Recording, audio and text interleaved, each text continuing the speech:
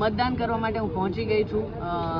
ખૂબ જ આશા સાથે ખૂબ જ નવું પગલું ભરવા જઈ રહી છું અને અત્યારે તો હું મતદાન કરવા માટે આવી છું, જે હું ક્યારેય ચૂકતી નથી. અને મારી અપીલ મારા રાજકોટના મારા લોકોને એક જ છે કે પ્લીઝ આજે ઘરની બહાર નીકળી અને મતદાન કરે.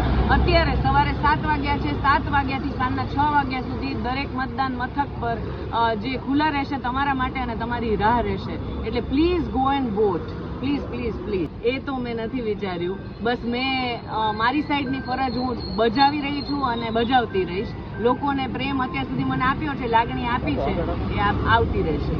નિશ્ચય એવો છે કે લોકોની માટે કામ કરવાનો આ મને બહોળું મેદાન મળ્યું છે અને હું પૂરતું એનું યુટિલાઇઝેશન કરવાની તૈયારીમાં છું. અને મેં લોકો પાસે જઈને જનસંપર્ક કરીને અને પ્લસ કેવું છે કે અત્યાર સુધી રેડિયોમાં પણ મારે સંપર્ક રહ્યો છે. સમસ્યાઓ લોકો મારી પાસે આવીને કહી રહ્યા છે. હવે હું એને સમાધાન તરફ લઈ જવા માટે પગલું ભરી રહી છું અને હું મારી ફૂલ તૈયારીમાં છું. ખૂબ સારો રહ્યો, ઓવરવેલ્મિંગ રહ્યો. લોકોએ લાગણીથી સ્વીકારી અને લોકોના ચહેરા પર મુસ્કાન જોઈને આનંદ થયો કે મને આ માધ્યમમાં પણ સરસ પ્રેમ અને લાગણી આપી.